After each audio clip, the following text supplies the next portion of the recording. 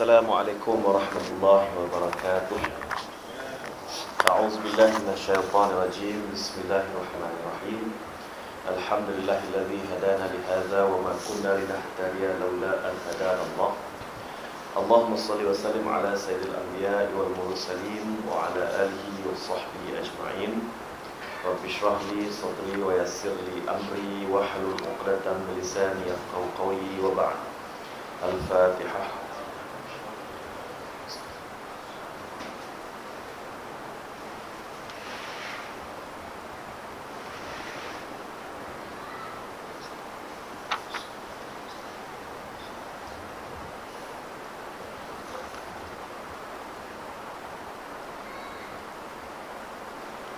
Amin ya rabbal alamin. Muslimin muslimat yang dirahmati Allah, kita masih lagi membaca dan juga meneliti bab halal dan haram dalam kehidupan umat Islam, perkara makanan dan juga minuman, dan juga yang kita petik daripada buku Syekh Yusuf Al-Qaradawi, Al-Halal wal Haram fil Islam.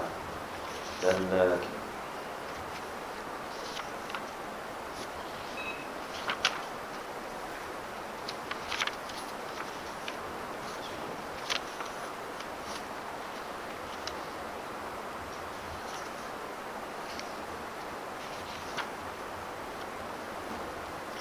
baik, kita masuk ke bab yang terakhir berkenaan dengan halal dan haram dalam makanan dan minuman ini, iaitu keadaan darurah yang selalu dikecualikan, ya. Ad-daruratu tubarriru mahzurat, ya. Iaitu darurah itu tubarrir, maknanya membebaskan, membenarkan, mengharuskan perkara-perkara yang mahzurat, yang asalnya diharamkan. Jadi apakah sebenarnya keadaan darurat yang dikecualikan kita pengharamannya? Asalnya dari babi, ya. Dari babi haram. Kemudian dalam keadaan darurat diharus, bukan dihalal, ya. Lain halal dengan harus ni. Halal ni maknanya dia ada galakkan untuk kita ambil dia tu, ya. Jadi contohnya halal kita makan ayam, kan nampak beza dengan harus memakan babi ketika dalam keadaan darurat. Itu beza, ya. Baik, semua pengharaman tersebut hanya berlaku dalam keadaan normal dan terdapat pilihan padanya.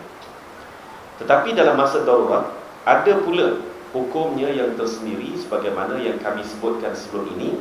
Allah Subhanahu wa taala berfirman, "Wa qad fassala lakum ma harrama 'alaikum illa ma turrirtum ilaihi." Ya.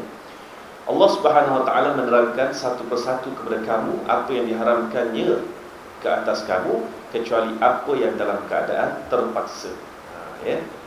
Jadi suratul An'am ayat 119. Inilah dalilnya, maknanya dalam keadaan tertentu Allah Subhanahu wa taala berikan kepada kita rukhsah tadi, ataupun pelonggaran tadi, ya. Dan keterangan ini diturunkan selepas dinyatakan tentang pengharaman bangkai dan darah dan lain-lain daripada kedua-dua perkara ini melalui firman-Nya, "Faman turra ghaira baghin wala 'adin fala isma 'alaihi innallaha ghafurur rahim." Jadi dia ada kronologi penurunan ayat-ayat ini, yang mana Allah Subhanahu wa taala turunkan ayat ini selepas diterangkan, ya, ayat tadi, ayat suratul An'am ayat 119, selepas diterangkan berkenaan dengan perkara-perkara yang darurah tadi, ya, disebut faman turra ghaira baghin wala 'adin fala isma 'alaihi. Maka sesiapa terpaksa memakannya kerana darurat sedang ia tidak mengingininya dan tidak pula melampaui batas, yakni pada kadar yang benda itu patut dimakan, maka tidaklah ia berdosa. Sesungguhnya Allah Maha Pengampun lagi Maha Mengasihani. Jadi dalam hati dia kok mana pun tak nak makan babi, kecuali dia memang berlapar, sengaja pergi lari ke hutan contohnya, lepas tu buat-buat sesat sebab nak cari alasan nak try daging babi, kan. Jadi itu tak termasuklah dalam ayat 173 surah Al-Baqarah ini. Ini dah, dia memang tak reda pun nak makan babi, ya. Bahkan dah lembek dah dia ni, dah sakit perut sangat dah. Gastriknya tu, sendawa pun dah keluar gastrik dah tu, ya. Jus gastrik itu satu cecair yang memang dah asli Memang dah semula jadi dalam tubuh kita ni, Allah Subhanahu Wa Taala jadikan untuk menghadamkan makanan. Jadi kalau biasanya kita ni tadi bersarapan pagi pukul 10 pagi, kita tak kisah, ya dah, dia dah terasuh dengan nature hidup kita dah. Jadi kalau pukul 10 pagi lah kita sarapan, pukul 9 kita relax lagi, tak ada apa lagi. Tapi kalau orang tu jenis bangun pagi pukul 6 pagi terus sarapan dulu baru mari sembahyang subuh katakan, dia tak boleh tahan, tuan-tuan. Dia tak boleh tahan. Ya, pukul 7 kalau tak sarapan lagi sudah lembek lah dia. Lembek lah kan. Jenis orang macam ni. Jadi itu apa tu fungsi jus gastrik tadi. Yang jus gastrik tu yang keluar daripada kita punya medah ni ataupun usus ni untuk mencerna makanan. Jadi kalau dah dilatih begitu, lambat sarapan, beratlah dia, lembeklah kan. Jadi tuan-tuan, kalau terlalu lambat makan, sedangkan jus gastrik tadi sudah keluar mencair dalam tubuh dia, sudah makan usus dia di sebelah dalam, maka itu akan jadi gastrik, penyakit yang disebut sebagai gastrik itu tadi. Jadi sendawa pun dah berasa macam itulah, bau dan sebagainya. Jadi sampai tahap tu tuan-tuan, dia duduk cari-cari dalam makanan tak jumpa. Tapi babi banyak tuan-tuan, contohnya dah. Jadi dalam keadaan itu dia pun seboleh-bolehnya memang tak akan sentuh babi, tak redha pun nak sentuh babi. Jadi dalam keadaan inilah diharuskan, ya, diharuskan untuk dia memakan daging babi itu sekadar untuk menghilangkan jus gastrik ini, ya, ataupun menghilangkan kesakitan perut dia. Ya.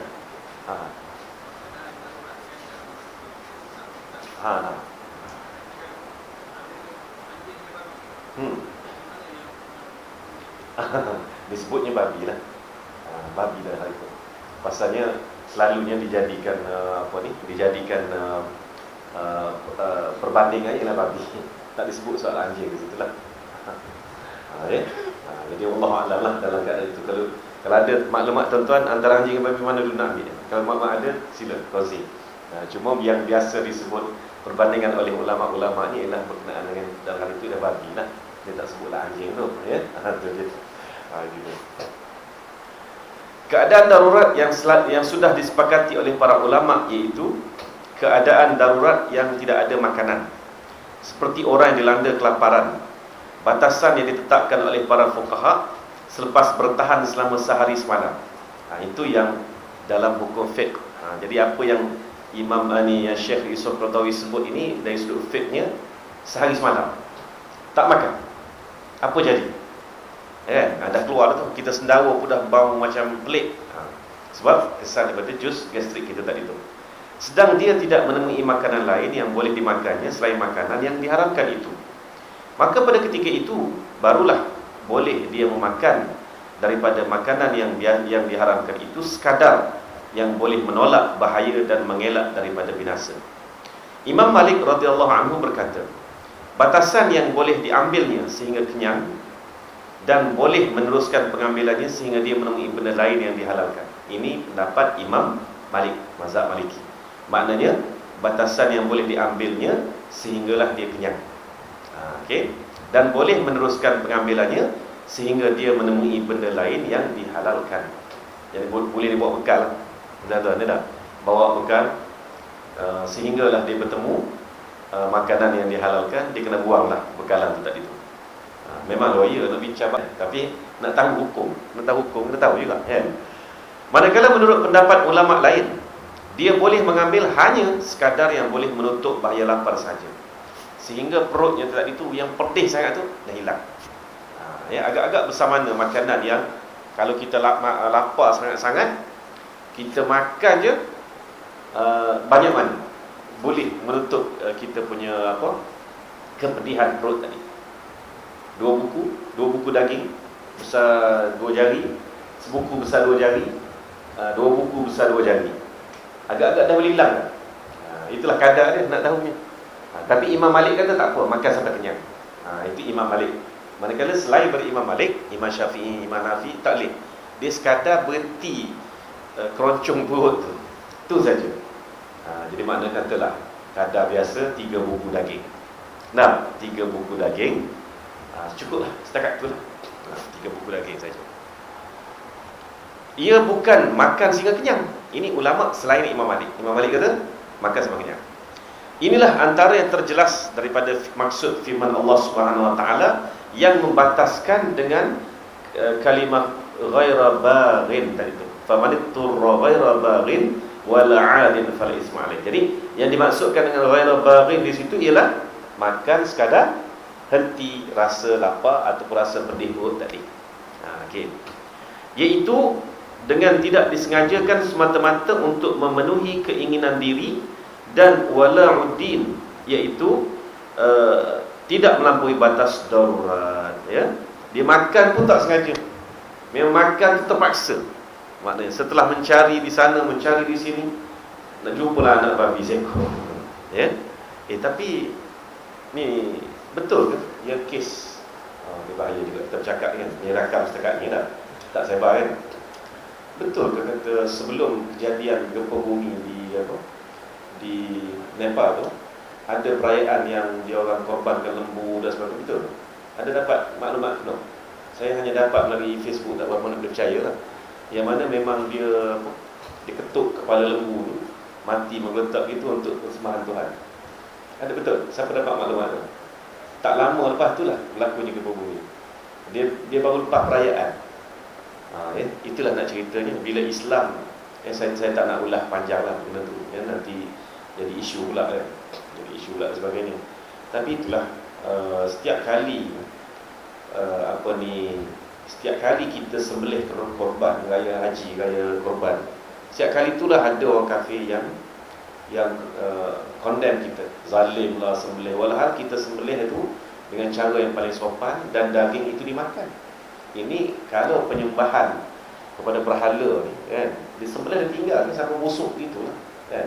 Inilah sebenarnya tidak berperi manusia terhadap hak-hak binatang dan hak-hak haiwan. Tak okey pula soal itu. Ketuk kepala lembu sampai kan mati gitu je kan. Kita penuh dengan hormat. Tengok kalau unta ya. Kalau unta di tanah haram Mekah lah khasnya yang biasa tengok tu. Bagaimana unta tak dia relax dia mati dia.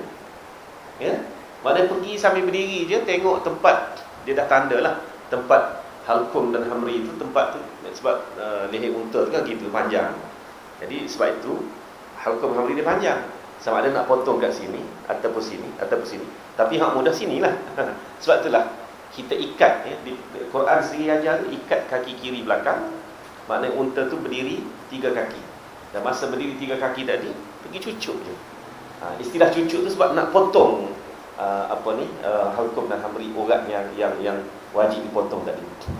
Jadi sebab itulah Nabi SAW masa haji wada baginda sembelih 63 ekor unta. 63 ekor unta, sedangkan Nabi beli 100 ekor unta untuk dijamu kepada jemaah haji semasa haji wada. Itu sejarah tu kita tahu ya. Jadi Nabi selepas melontar Jamrah Kubra, Jamrah Aqabah ya. Nabi lontar Jamrah Aqabah tu, maka Nabi sembelih. Selepas sembelih tu barulah dia bercukur. Barulah dia bercukur. Kita selepas melontar terus bercukur kan. Jadi Nabi sebenarnya dia sembelih dulu dan dia sembelih 63 ekor unta. 63 ekor unta ni kalau kita bayang nak rebah sekor-sekor tuan-tuan, uish lama kan. Rupanya tak lah, pergi cucuk gitu je kan. Jadi selebihnya daripada 64 sampai 100 tu Sayyidina Ali yang sudahkan. Maknanya mudah je caranya. Dan cukup terhormat unta ni bila dia sudah di darah dia dah keluar. Darah tu keluar macam tangki bocor lah ya. Darah unta tu dalam YouTube pun ada kalau tuan cari YouTube ada. Tapi kalau tengok live lagi menakjubkan. Unta tu turun dengan relax ni. Daripada unta kan dia lutut itu dua kali lipat dia tu. Sendi kaki tu 2, bukan satu macam lembu dah. Dia turun satu peringkat, waktu satu peringkat sehingga dia duduk, kepala dia relax ke bawah. Nak cuba. Dia biar gitu je. Dengan diikat kaki kiri belakang dulu. Diikat kaki kiri belakang dulu, turun satu-satu. Nak tunjuknya di situ penyembelihan Islam ini tidak menyeksakan. Ya, tidak menyeksakan. Tapi kalau ketuk kepala tu menggelepar kan. Cuba kalau kita tengok yang kambing ke apa, lembu ke yang kena aksiden di tepi jalan, macam mana nak boleh mati tu, bukan main lagi kan, menggelutang apa, menggelopo ni. Nak cerita ni sakit kematian cara tu berbanding dengan kematian secara sembelihan Islam. Yang itu tak condemn pula. Pencinta hak asasi binatang tak condemn pula. Dah gitu, dibiarkan daging tu begitu saja. Kita sampai ke tulang-tulang pun, tulang tu jadi bisnes lain pula. So dia buat namanya kan. Nak cerita ni tak ada benda yang terbasir dalam penyembelihan Islam, ya. Okey, itulah. Baik. Jadi iaitu dengan tidak disengajakan semata-mata untuk memenuhi keinginan diri, dan walauddin iaitu tidak melampaui batas darurat tadi. Jadi walauddin maknanya untuk meninggikan agama, ya. Maknanya kita sekarang ni memang kalau kita mati tak ada lah walauddin dalam diri kita, ya. Makna habislah. Ya, sebab itu kita tu mana pun berjuang untuk hidup sebagai orang Islam yang mana dia akan walauddin nanti, maka terpaksalah ambil binatang yang diharamkan itu sekadar yang diperlukan sahaja untuk menghilangkan lapar, bukannya sampai kenyang. Darurat lapar juga dinaskan oleh Al-Quran dengan jelasnya, iaitu faman turra fi makhmasatin ghaira mutajanifil li'is fa innallaha ghafurur rahim. Maka sesiapa yang terpaksa kerana kelaparan, yakni memakan benda-benda yang diharamkan itu, sedang ia tidak cenderung hendak melakukan dosa, maka bolehlah ia memakannya, kerana sesungguhnya Allah Maha Pengampun lagi Maha Mengasihani. Suratul Maidah ayat ketiga, ya. Jadi jelas di situ dalilnya sudah sudah jelas bahawa binatang yang diharamkan, apa binatang sekalipun, kalau tidak mudarat itu besar, ya kan? Mudarat itu tidak besar. Contohnya siput babi. Babi betul tak apa. Siput babi jangan. Siput babi ni, ya, zaman Jepun dulu, mengikut kisah orang-orang yang telah berdepan dengan kes siput babi ni, ya. Iaitu zaman Jepun tu tak cukup makan, sampai siput babi pun dia makan. Dan orang yang makan siput babi tu, walaupun baru makan seekor je siput babi tu, ya, tapi dia punya akibat selepas itu memang dia jadi, tubuh jadi kuning dan sebagainya. Maknanya dia ada racun, ya, racun yang cukup teruk di dalam siput babi. Jadi kalau benda-benda yang macam tu, lapar mana pun dia tetap haram, sebab dah jelas racun tadi, ya. Jadi macam apa, ikan buntal, ya dah, ikan buntal, dia boleh cari pula ibu racun dalam tubuh ikan buntal tu macam mana, boleh korek, buang lagi dan sebagainya. Maka tidak ada masalah nak memakan ikan buntal tu, ya. Jadi tuan-tuan, kalau dah jelas beracun, memang mudarat maut kepada diri kita, dia tetap haram walaupun tak ada makanan lain. Tak boleh. Sebab makan tu memang dah jadi apa? Dah jadi memang memakan racun lah. Sedangkan dari babi tadi, dia tidak tahapnya bahaya sampai tahap tu. Dia tetap bahaya juga sebenarnya, ya. Dia tetap bahaya juga. Sebenarnya apakah fungsi babi ini dijadikan dan kenapa dia diharamkan? Ya, iaitu babi ini untuk menyedut najis-najis sebenarnya. Dan dia diharamkan kerana itulah, kerana kotor. Jelas kotor dia tadi tu. Dan babi ni dia tak makan daun kayu apa, tak ada, ya. Kalau kambing makan daun kayu. Kambing tak pernah tengok makan najis, kan. Kalau ayam tu, ayam kampung khasnya, kan, dia patut tu bukan nak patut najis, dia tengok ada benda dalam najis tu. Maknanya binatang-binatang tu sendiri pun, ataupun haiwan-haiwan ini, dia punya nature dia tu pun sudah menunjukkan dia tu suci sebenarnya, kan. Kalau kita ayam kampung dekat, dulu di kampung-kampung tu kan, tapi tu yang sedap tu, kan. Nak bandingkan ni. Pernah satu ketika Abu Musa al-Asy'ari menyambut kedatangan sekumpulan tabi'in, ya, sekumpulan tabi'in pergi ke rumah Abu Musa al-Asy'ari untuk belajar hadis lah. Jadi Abu Musa al-Asy'ari menghidangkan ayam, tuan-tuan. Adalah seorang tabi'in itu tak nak makan. Tak nak makan. Maka Abu Musa tanya.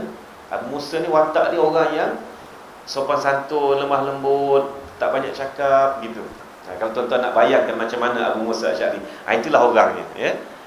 Jadi berkulit sawo matang. Makna kulit macam kita-kita ni. Ya. Dia orang Yaman Utara. Ini Abu Musa al-Asy'ari, ya.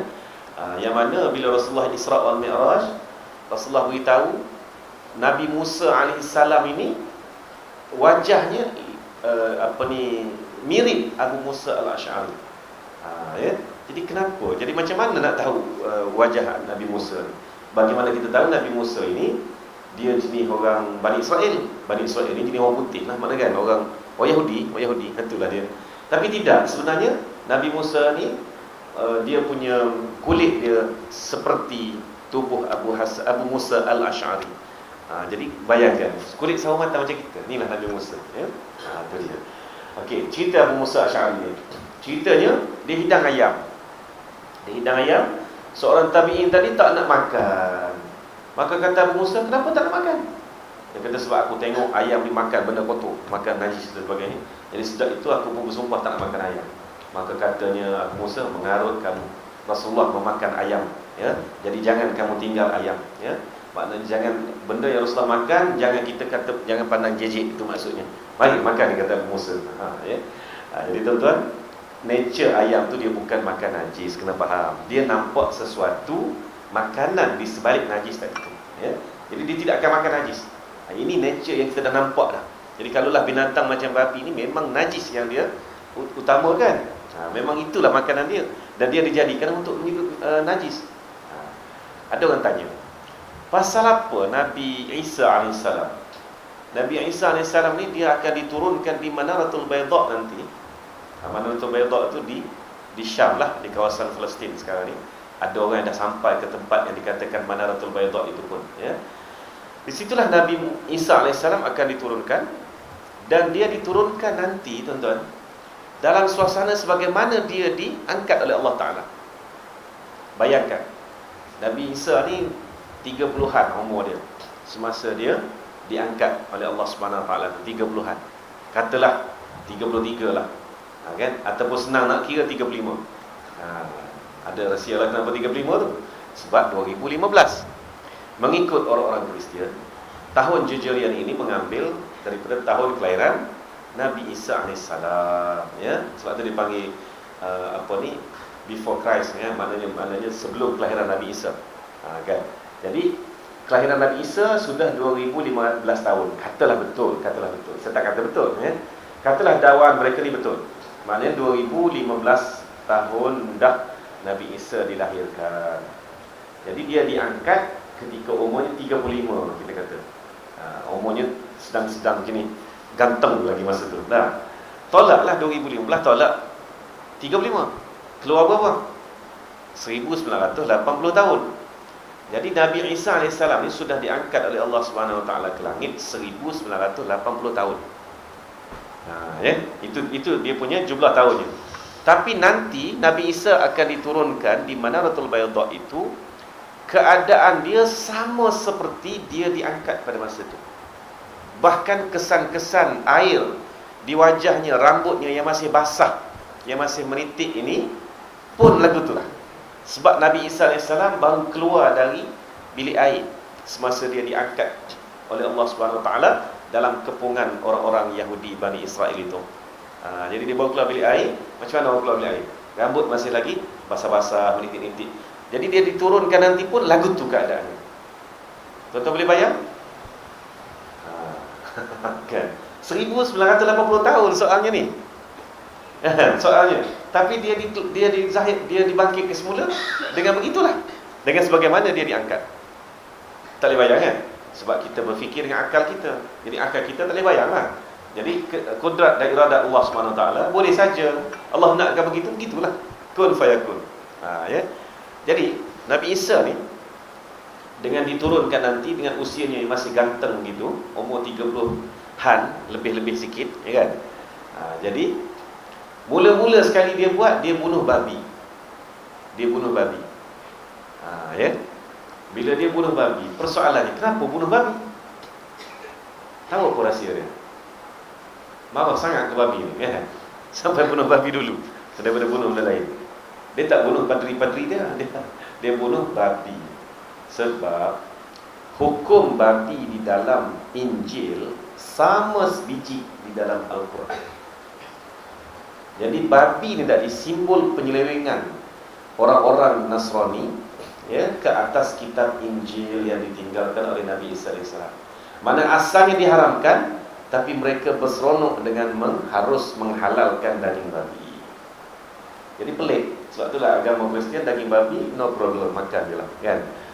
Tapi orang-orang Yahudi Bani Israel yang memegang kitab Taurat dan Zabur, mereka tetap tak makan babi sampai hari ini.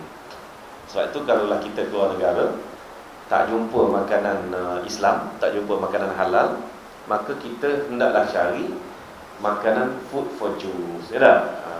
Ataupun istilah-istilah tertentulah, makanan untuk orang Yahudi, sebab dia memang confirm sembelih dengan nama Allah, ya. Itulah rahsia kenapa Nabi Isa sembelih babi. Ini bukan sembelih, bunuh. Sembelih pula tak. Sembelih macam nak makan kan. Nabi Isa dibunuh babi dulu kan. Sebab ini nak melambangkan penyelewengan pertama orang-orang Yahudi, orang-orang Nasrani terhadap kitab Injil mereka. Itulah rahsia dia tetap, ya. Okey. Habislah bab makanan. Jadi semoga insya-Allah kita tak jumpalah keadaan tersebut, ya. Keadaan tersebut, bahkan Nabi sallallahu alaihi wasallam pun ketika mana dikepung oleh di pulau oleh orang-orang Quraisy, Nabi lebih mengutamakan daun-daun kayu. Nabi lebih mengutamakan daun-daun kayu. Itu juga salah satu daripada kaedah yang kita nak selesaikan masalah darurat kita, daripada kita memandang terus kepada persoalan daging babi ke, daging anjing ke, daging apa ke, maka tuan-tuan pandang kepada daun kayu dulu. Dikatakan ya dalam sirah Nabi SAW, diriwayatkan bahawa mulut Nabi ni luka kerana mengunyah daun-daun yang tidak dimakan. Ya, ambil daun tidak dimakan. Memang kita makan daun pun, daun semua daun lembut kan, ulam-ulaman tu semua lembut. Jadi Nabi kerah mana pun dia lebih mengunyah daun dulu daripada benda-benda lain. Itu semasa pemulauan orang-orang Quraisy terhadap Bani Hashim selama 3 tahun mengikut pendapat yang asah, ya. Jadi tuan-tuan cari itu dululah, cari daun dulu berbanding dengan haiwan. Itu dia. Okey. Darurat dalam berubat. Darurat dalam berubat. Macam mana pula? Adapun ubat yang darurat, umpamanya dia bergantung kesihatannya dengan memakan sesuatu daripada benda-benda yang diharamkan, maka dalam perkara ini para ulama telah berbeza pendapat. Biasanya ubat dengan alkohol, dengan apa itulah kan. Alkohol ni pun perbahasan ni panjang tuan-tuan, ya. Alkohol sendiri perbahasan tu panjang. Dalam tapai pulut, tapai ubi kayu dan sebagainya, ada alkohol, kan? Ada alkohol, bahkan mengikut setengah research Singapura sampai 8% alkohol dalam tu tapai-tapai tu tuan-tuan, kan? Sedangkan fatwa yang telah dikeluarkan oleh Kesatuan Ulama Dunia dulu, yang dipropuri juga oleh Profesor Yusuf Qaradawi, berapa persen? 2% kan? Kalau ada 2% alkohol dalam makanan itu, maka haram makanan itu, ya. Jadi kita kena faham, alkohol ni dia bukan gibubuh dari luar. Alkohol tu memang dari beras sendiri, dari tapai itu sendiri. Jadi sebab itu kena tengok juga. Tapi kalau lah misalnya kata bagi setengah orang tak boleh haram makan tapai, tak sama makan ambil saya. Kita ambil kita lah kan, beli cendol masuk tapai, best, ya. Dan dia kata haram, dah ada alkohol lebih pada 2%. Maksud lebih pada 2% itu alkohol yang memudarat, dan mudarat tu pula banyak peringkat. Kenapa jadi benda tu tidak dibenarkan? Seperti mana Rasulullah SAW mencegah daripada mencampurkan jus-jus tertentu, ya. Kita ni duk makan je jus abuk sebut nama tak boleh bahaya. Apalah jus sihat otak minda cerkah apa semua tu kan. Selepas minum tu saya jadi sihat, saya jadi tak mengantuk lagi, berat jauh, anak saya pun jadi rajin belajar dan sebagainya. Sedangkan Nabi pernah menegah pencampuran jus-jus tadi. Nabi tegah. Tapi tegah tu tegah apa? Tegah apa? Adakah tegah haram ataupun tegah kerana nak mencegah daripada mudarat penyakit dan sebagainya? Jadi ulama dah bincang benda tu. Bincang. Rupanya tegahan Nabi itu bukan bermaksud tegahan haram seperti mana tegahan haram arak tadi tu, ya. Jadi benda tu tak jadi arak. Cuma dia mudarat, pokoknya mungkin bagi orang yang tak tahan usus dia, jadi bahaya ke usus, bawa penyakit pula, ya. Jadi mungkin selepas minum jus itu jadilah macam cirit berit ke apa ke kan. Cirit berit ni keterlampauan boleh membawa maut juga. Jadi tegahan tu dari sudut itu, bukan dari sudut tegahan menjadikan percampuran katalah jus kismis campur dengan jus kurma, campur dengan jus apa lagi? Tin, lagi minyak zaitun, air zam-zam pula bubuh juga kat situ kan. Tu pun asyik malam. Orang yang campur air zam-zam dalam jus-jus yang dijual, tak salah kata. Kalau bubuh pun tak usah diklaim. Sebab air zam-zam tu benda yang ambil percuma kan. Jadi jangan tak usah diklaim. Itu nasihat Tok Budi Aziz almarhum ya, berkenaan dengan penggunaan air zam-zam ke dalam ubat-ubatan tadi. Tak usah diklaim benda tu lah. Tak usah sebut. Jadi macam fitnah pula. Pasal air zam-zam tu free kan maknanya.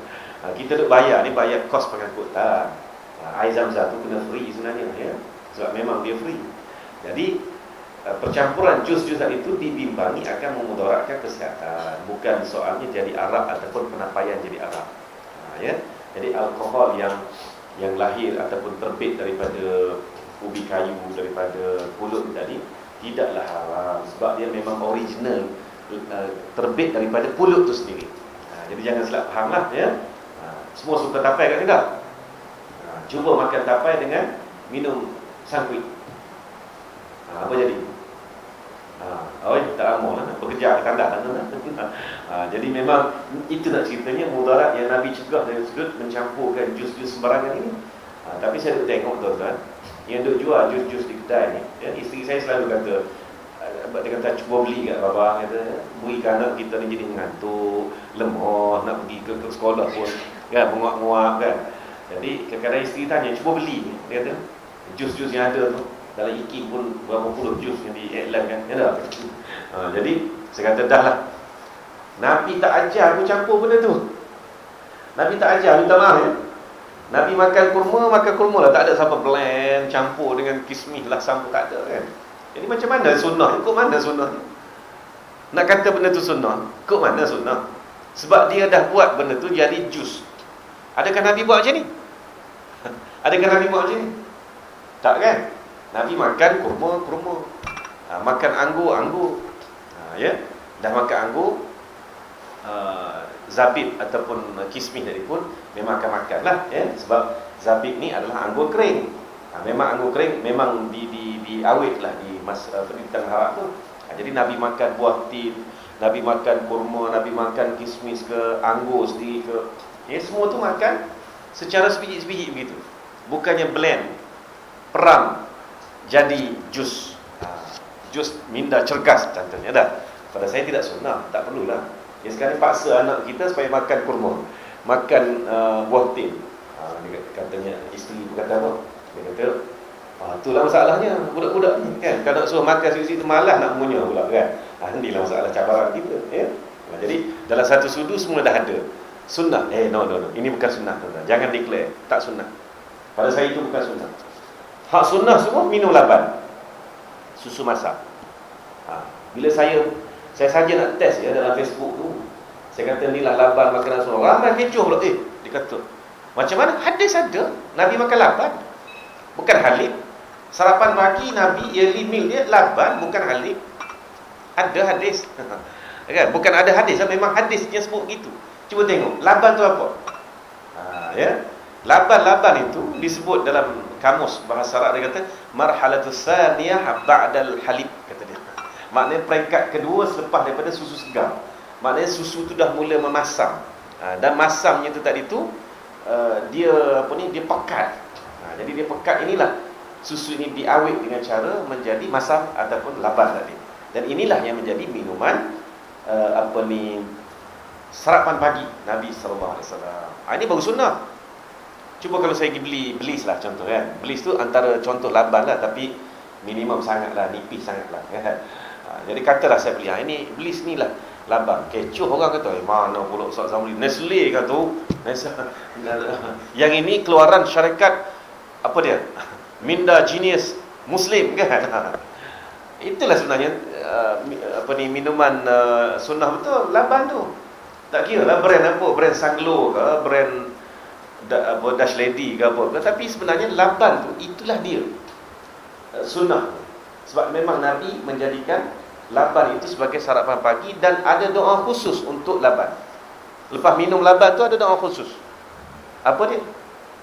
Allahumma barik lana fihi wa zidna khairan minhu. Wa zidna khairan minhu.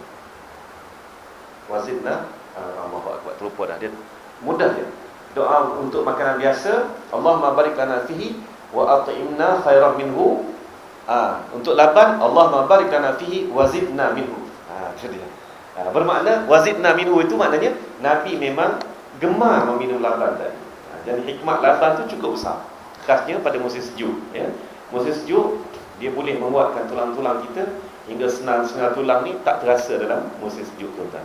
Ini baru minuman sunnah semua, tapi tak ada pelawan nak mau bila kan ni. Duk kopi sunnah lah. Sebab apa kopi sunnah campur kurma? Siapa ajar tu tuan? Tak ada. Minta maaf lah, saya tak setuju dengan pandangan mengatakan kopi ni boleh jadi sunnah dan tak sunnah. Macam mana boleh jadi sunnah? Iaitu sekiranya istilah kopi itu kita gunakan umum untuk minuman-minuman yang macam kopi. Dalil sebab Nabi minum betul saudak, dia kata dia goreng betul saudak buat kopi. Jangan mengarut dah tuan-tuan. Nabi ambil betul saudak ni, dia ambil ni secubit ni je. Bijirin batu saudak tu dia ambil sebiji ininya, agak-agak dalam 10 biji lah kot. Ada yang lekat ni dia kunyah direct, dia bukan goreng batu saudak tu tumbuk blend jadi kopi. Dia tak buat gitu tuan-tuan. Tolonglah ya, bacalah Syama'il Muhammadiyah sekurang-kurangnya kalau kita nak tengok pemakanan Nabi, peribadi Nabi dan sebagainya, ya. Jadi dia kata kopi tak sunnah kalau kita anggap kopi tu biji kopi. Sebab memang Nabi tak ada dalil pun minum daripada biji kopi, kan? Jadi kalau kopi itu istilah umum, termasuklah juga minuman hubatus sauda, sunnah kata dia. No, saya tak boleh terima. Kopi bukan sunnah. Dia walau bagaimanapun dia tidak haram. Saya sendiri tak kena kopi segelas 2 gelas sehari, tak segar, tuan-tuan, tak? Tapi saya tak declare itu sunnah. Itu minuman saya saja, itu pada saya. Dia bukan haram. Jadi benda sunnah ni benda yang Nabi amalkan, tak tinggal dan jadikan sebagai rutin harian.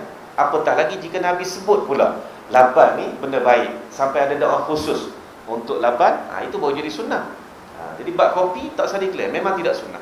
Apatah lagi campur-campur dan sebagainya, itu memang tidak perbuatan Nabi SAW. Haram? Tidak haram. Buatlah, tak ada masalah. Ya.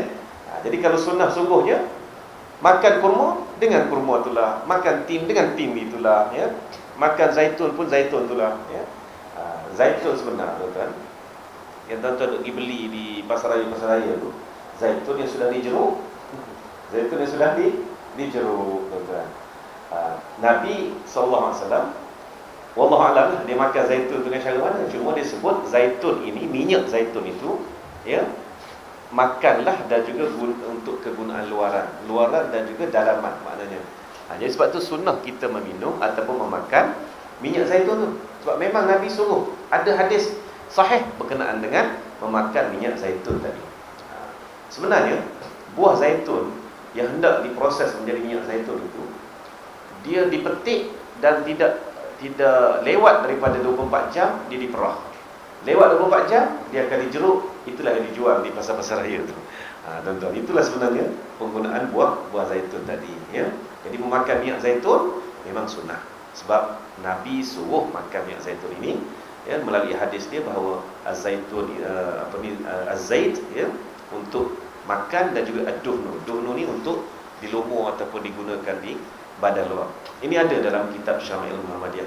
Jadi untuk penentuan itu sunnah tak sunnah dan sebagainya, kembalilah kepada kitab-kitab hadis. Jangan duk kembali kepada hikayat-hikayat dan sebagainya, ya. Ada pula baru ni, tuan-tuan, orang tanya saya berkenaan dengan betul ke Nabi ni bila bangun pagi dia minum air dulu, yang mana dalam keadaan masih lagi belum bersuci mulut dan sebagainya, dia minum air dulu.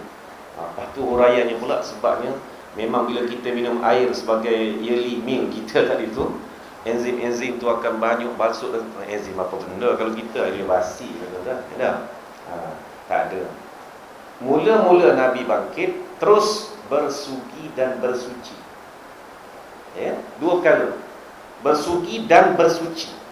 Bersuci ni umum, sama ada mandi atau tidak mandi. Ya, kalau tidak mandi, bersucinya adalah berwudu dan mendirikan 2 rakaat solat yang ringan. Ini disebut oleh hadis Sayyidina Aisyah radhiyallahu anha. Ini maknanya tak semestinya setiap pagi Nabi mandi, tak.